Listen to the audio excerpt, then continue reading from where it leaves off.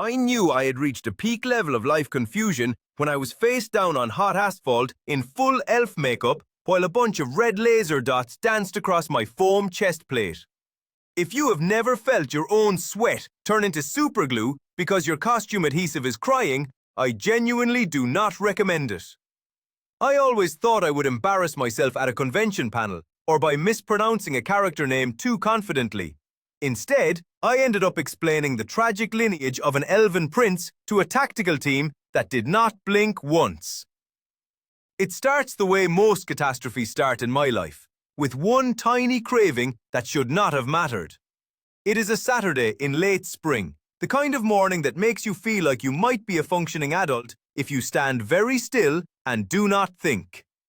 I had been up since sunrise because I am that person who hand-built an original character for a local convention and decided last minute to add more details that nobody would notice except me. His name, for the record, is Zaelin, the Shadowblade, an elven prince. Trapped between realms because subtlety is not really my genre. I had been working on him for months. The chest plate and pauldrons alone were 150 individually cut and painted pieces of high-density foam that I sealed, heat-formed, and painted with more care than I have ever given to any household appliance. The sword, my crown jewel of stupidity, was 4 feet long, airbrushed with layers of metallic paint and weathering so it looked like battle-worn steel. I gave it fake nicks and a darkened edge, the whole fantasy. It felt like a prop when you held it, light and balanced because it was foam and plastic, but it absolutely did not look like a toy. I also did custom-molded elf ears that attached with professional-grade prosthetic adhesive. They were semi-permanent in the sense that, once they were on, they were not coming off without a solvent and about 30 minutes of your life. I glued those on, layered on makeup, contoured my human face into tragic elven geometry, and styled a wig that looked like an electricity bill from another dimension. I was proud. I was also hungry.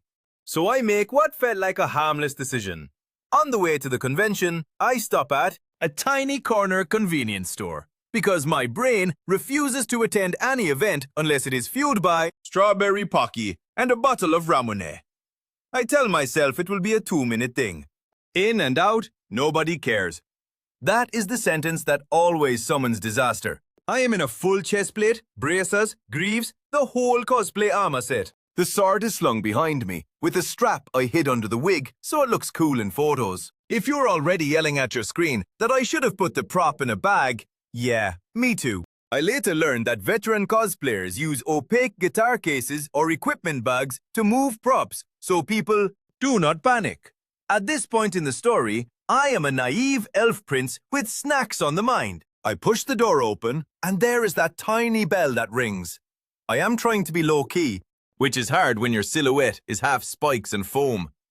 I nod at the cashier, a younger guy who looks up, freezes for a blink, then looks back down like if he ignores the fantasy warrior in aisle 3, we will go away.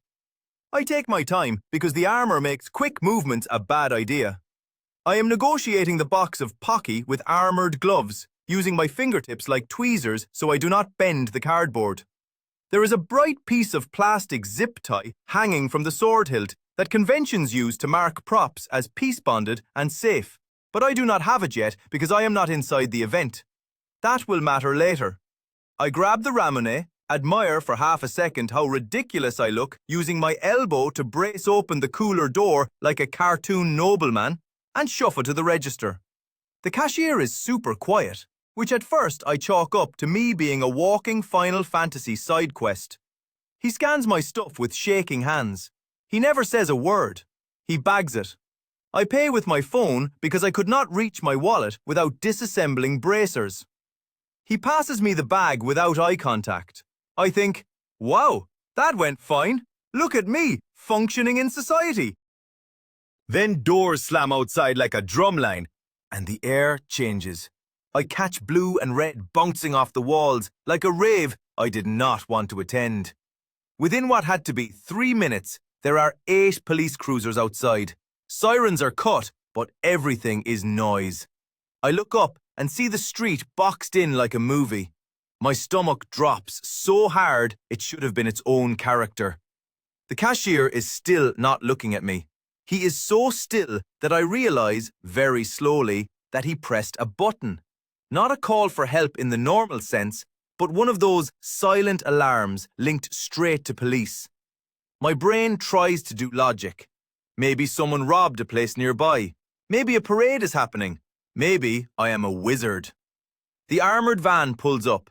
A 6-person tactical team hops out in full gear, rifles up, helmets, shields.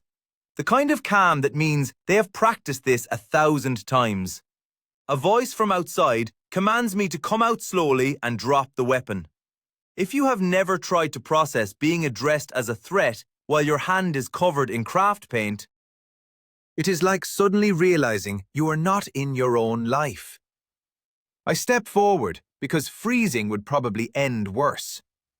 The automatic doors slide open and the heat hits like a hairdryer. The team spreads like in a training video. The red dots appear on my chest plate, little laser constellations dancing on foam I painted on my kitchen table while watching compilations of anime openings. For a second, all I can think is, do not laugh, do not sneeze, do not be the person who ruins their life by having an allergy at the wrong moment. They tell me again to drop the weapon. My legs are noodles, but I move like a tutorial character, slow and exaggerated. I take the sword strap off of my shoulder as delicately as possible, because every fibre of my being is screaming that sudden movements are illegal now. I set the sword on the ground. It is foam, so it makes this weird light contact with the asphalt. One officer steps forward and kicks it to get it away from me. The sound it makes is the clatter of plastic on pavement. Empty and cheap, like a Halloween decoration. That is the first shift of tension. A few helmets tilt. Somebody realizes it does not weigh what a real blade would. But that is not the end. They still have to do the whole procedure because on camera, I am a nightmare. Later, an officer explains that low-resolution security cameras flatten shiny foam into a dark silhouette that reads as solid black steel. On grainy footage, I look like an armored person with a real sword. That little camera compression issue is the quiet villain of this whole day. So they cuff me, except they cannot. Normal handcuffs do not fit over thick foam van braces. The guy nearest me says something in the tone of a person who cannot believe his job today includes cosplay removal. They decide to deconstruct the forearm armor on the sidewalk. Velcro rips, buckles pop. My carefully weathered bracers come off in pieces while I lie with my cheek against the asphalt, feeling the rigid edges of the chest plate dig into the soft parts of my ribs. It is hot, like preheated pan hot, and my skin is getting a polka dot imprint of craft foam. I finally get turned and cuffed behind my back. I am still in full makeup. My prosthetic ears are glued on so tight, I could probably get in a wind tunnel and they would not budge. The wig is shedding strands that stick to my sweaty face paint, creating this modern art of despair. I am trying not to cry because I know tears will carve tracks through my contour and make me look like a sad raccoon in every witness memory. They sit me up against the curb. The tactical team is still around me, and they are doing that professional scanning thing like any second I might spawn a dragon. My brain finally finds its voice and does what brains do under pressure. I start talking. I explain that I am an elven prince named Zalen, the Shadowblade, which, in retrospect, was not the order of information they wanted. I tell them I am on my way to the convention up the street. I tell them the sword is foam. I tell them about the 150 pieces and the custom ears, and that I am literally here for strawberry pocky like a cartoon human. The team's faces are a stone wall. When I say lore as an alibi, I mean I am narrating elven genealogy to men holding rifles. It is not my proudest speaking engagement. Then this younger officer from one of the cruisers steps into my field of view, and his eyebrows do this little, "Oh," moment. He asks, in a voice that has actually known the internet, if my costume is from Crimson Aegis. I blink about 6 times and say that it is an original character. He nods like, "Got it, still respect," and announces to the group that the style looks like those anime con things. The temperature of the whole interaction drops half a degree. It is the first time I think I might eventually live past this day. They stand me up and guide me to a squad car. The tactical folks step back. The rifles go from up to down. My sword, which minutes ago I was very proud of, gets slid into an oversized evidence bag by a guy who looks like he would rather be doing anything else. He writes, "Imitation sword," on the label. The prop cost me about $200, and more weekends than I want to admit. Seeing it seal like a dinosaur bone is a new kind of pain. They read me the charge they think they have to start with, brandishing a weapon in a threatening manner. A serious misdemeanor that sounds way more metal than I deserve. Getting into the back of the car in armor is slapstick, no matter how grim your mood is. I fold like a cursed action figure. The giant spiky wig collides with the roof and then slides forward to partially obscure the plexiglass divider, so my reflection is a blurry black shadow with elf ears. The drive is short. We pull into the station lot and I realize I am deeply, catastrophically in over my head. Inside, booking officers try to process me through like a normal person. They take me to get fingerprinted. This is a comedy routine now because my hands are wearing hand-painted gloves and I have little prosthetic fingertip caps for the claws. Rolling my fingers perfectly on the scanner is impossible without messing up hours of work. I keep apologizing like that helps anything. We end up with smudges and a tech making a face I cannot forget. They photograph me. The mugshot is taken with me in full elven makeup and silicone ears. The stress and the heat and the asphalt face-down moment did a number on me. The face paint has mixed with sweat into a muddy streak pattern that makes me look like I fought a chimney. That image becomes an official public record of my life. I am picturing it showing up whenever a bored person runs a background check on me for the rest of time.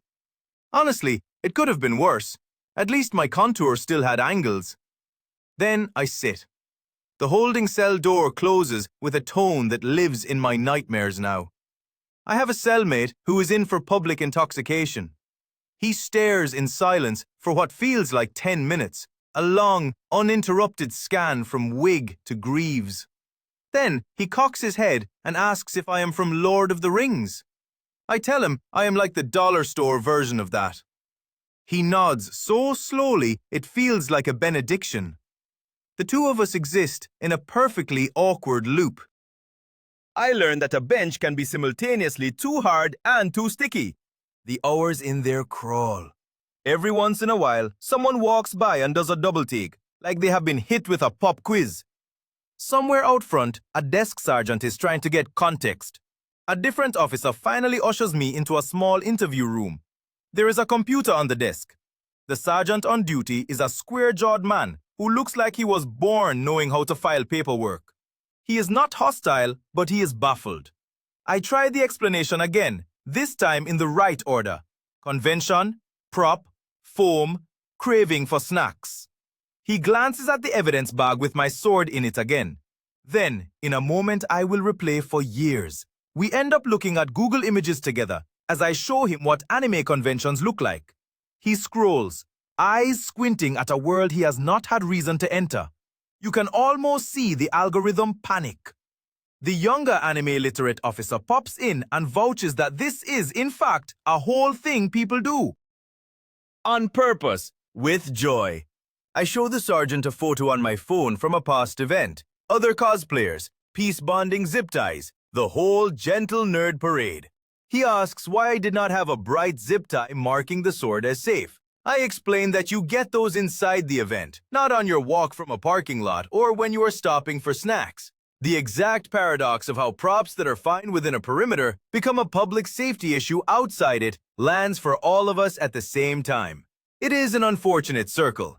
While all this is happening, I get drips of backstory I did not have earlier. The store manager shows up to the station to talk to the officers. He apologizes to me in this mortified voice that sounds like a leaking faucet. He explains the cashier had only been there for about a month and had been robbed at gunpoint at a different job just a month prior. So when I walked in with armor and something that looked like steel on camera, he hit the silent panic button with zero hesitation. That information is like a small knife in the chest, but the kind that makes a little more sense of the wound. I am not mad at him. I am mad at the collision of my hobby and everyone else's danger. By the time the paperwork machine is done grinding, my makeup has done some new evolutions. The eyeliner has migrated into realms it never meant to see. My fake ears itch in a way that is not spiritually reparable. They return me to the cell. Another hour drips by, then another. It is less like time passing and more like being parked on the shoulder of life while everything goes around you. I cycle through every possible thought, from extreme optimism to, why are we even like this? To wondering if my ancestors can see me and if they regret my choices, or if they think, hey, at least he is committed to a bit. Eventually, a path opens. The charge is still real, but the context starts to matter. Enough officers have decided I am not trying to reenact a raid on a snack aisle. Someone, somewhere higher up, lands on a compromise. The initial booking for brandishing a weapon in a threatening manner is going to be considered within the lens of a public alarm caused by a realistic imitation. They explain, gently but firmly, that even an orange tip on a prop does not protect you from brandishing laws if the object causes public alarm. Props shaped like swords do not even have that orange tip convention to begin with.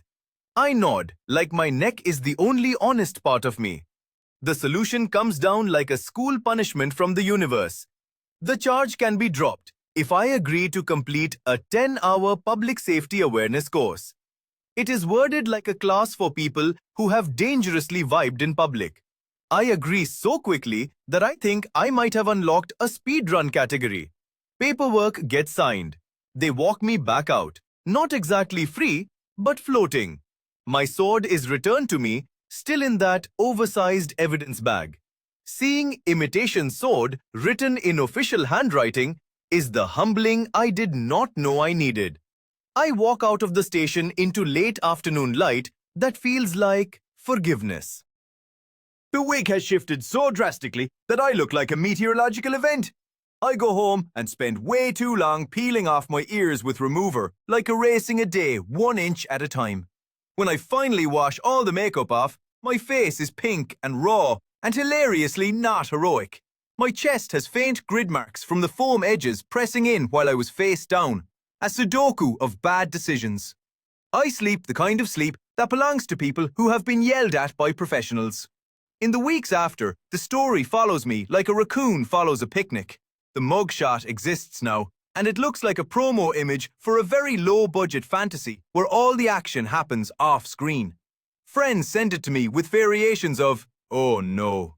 At the convention the next day, which I still attended because I am stubborn, people recognize me from a local news clip that mercifully did not use my name. A couple of attendees ask for a photo with me, and I say yes, because if I do not laugh about it, I will turn into a cautionary plaque. I do the 10-hour class on a Saturday, 2 weeks later. It is mostly videos about how normal objects can look terrifying on bad security footage, the very concept that turned my foam into steel.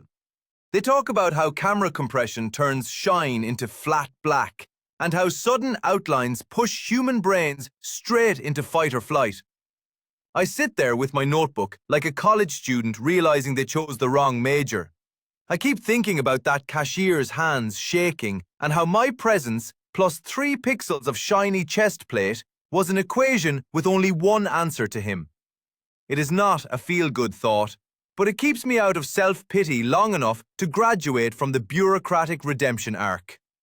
The store manager catches me a week later when I go back to apologize for the chaos I did not mean to cause. He apologizes again right back. We exchange this weird covenant of sorry that makes us both laugh in a tired way. He thanks me for not being mad at the kid. I tell him I was the one who walked into a gas station looking like a raid boss. We are both right. Nothing about it feels heroic or noble. It just feels like real life scraped across cartoon life and made a dumb spark. Every time I tell the story, someone gives me a new theory about what I should have done. Put a bright ribbon on it, they say. Get it peace bonded before you leave the house, someone else says, which is not how physics or conventions work. People suggest adding an orange tip to a sword, like that will legally shield me. I smile and nod and let them finish because the actual moral is boring and obvious and nobody wants it.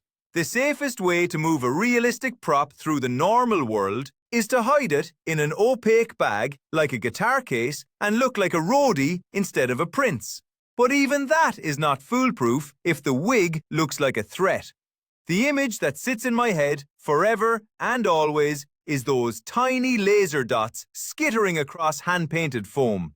I can still smell asphalt and craft sealant cooking together in the sun. I can still feel the way the Velcro ripping on my bracers sounded like the universe undoing my weekend plans. I can still hear the hollow plastic clatter of my sword when the officer kicked it, the official end of my fantasy for the day. That little sound probably saved me from something much worse, because it told everyone what I had been saying with my mouth while panic tried to eat my voice. There is also the weird afterglow of humiliation that turns into a community handshake. The anime-literate cop became a minor legend in my friend group. We call him Officer Aegis with affection. My cellmate's Lord of the Rings question has been upgraded to recurring joke status. Friends will sit next to me, stare for a fake 10 minutes, and ask if I am on my way to Mordor. Co-workers have seen the mugshot and now think I moonlight as a Renaissance Fair performer with a criminal record. Every part of it is mortifying and, against my own will, funny. The next convention I attended, I still went as Zaylin. I am not smart enough to drop a bit. That cost me months just because the universe threw a tactical roadblock at me. But I did make one crucial adjustment. The sword traveled in a very boring black bag, from door to door. The bag looked like it had tax returns in it, I promise you that. Walking down a sidewalk with a totally dull silhouette is the sexiest thing I have ever done. Sometimes I look at the mugshot again. I am not proud of it exactly, but I am oddly grateful. It is a reminder that the bubble we live in, where costumes mean joy and props mean creativity and lore means home, is a bubble that does not translate through a dark, grainy lens. It takes one tiny craving on a bright morning to make every silly little decision point its finger at you and say, pay attention. You almost never get to choose the version of yourself that becomes a permanent record. Mine just happens to have elf ears. I still buy strawberry pocky. I still love a Ramune bottle and the little marble inside it. I still think about the cashier and hope he is fine, and that time has given him back some calm. I still respect the officers who had to show up to a scene where reality and cosplay were trying to arm wrestle in public.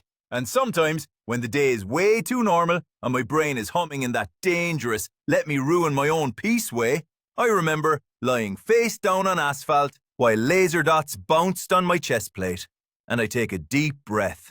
Then I go home, put on sweatpants, and eat my snacks like a human who does not want a tactical audience. That was the day my cosplay got me arrested, or at least detained with flair. If nothing else, it gave Zaylin, the Shadow Blade, a legendary side quest he did not ask for. It also taught me the scariest truth of adulthood, which is that sometimes you can be absolutely right, completely harmless, and still the main character in someone else's emergency. And that if you are going to be that person, you might as well have good contour in your permanent record.